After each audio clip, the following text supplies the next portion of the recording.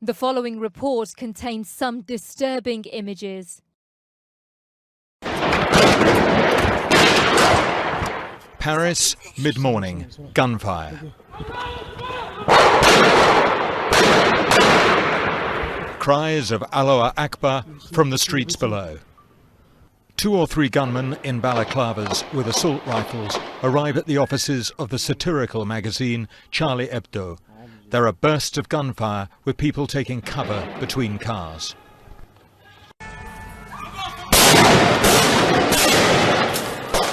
Five minutes later, the gunmen leave. They calmly shoot an injured police officer in the head. Witnesses say the men shouted, "We have avenged the Prophet Muhammad." They had spoken in flawless French. Their actions were controlled and deliberate. They had time to pick something up before they drove away.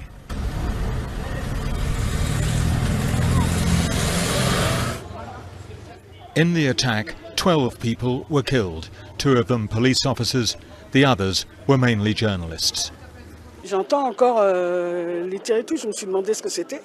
I can still hear the shots ringing through my ears. I never would have believed I'd hear shooting on my own street. Everyone was running away. I feel really scared. It's very frightening. This didn't just happen. It feels like a religious war.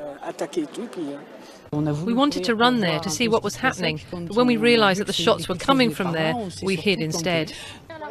The magazine mocked politicians and religions and had been under police protection after it had published drawings of the Prophet Muhammad.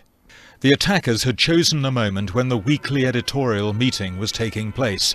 They called out some of their victims by name. Among those killed was Stéphane Charbonnier, the paper's editor and his bodyguard.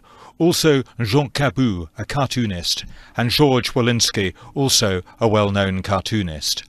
In France, they're describing this as the darkest day in the history of the French press. Sometime later, the French President Francois Hollande threaded his way past the ambulances to visit the scene of the attack. He said the killings were without doubt a terrorist operation and revealed that several other attacks had been prevented in recent weeks. We are threatened because we are a country of freedom, and because we're a country of freedom, we will be able to face these threats. We'll punish the attackers. Nobody must think they can act against the principles of the French Republic. Later, appearing on French television, he described the men and women killed as heroes who died for an idea of France, for freedom. The car used by the attackers was found abandoned in a northern Paris suburb. There is now a huge police operation to try and find these men. The country has gone on the highest state of alert, with extra security on the metro, at religious buildings and media offices. When President Hollande visited here earlier, he said it was a difficult national moment, but he also spoke of the need to consider national unity. But France is a fiercely secular society, and there are many here who argue that the freedom of the press is non-negotiable.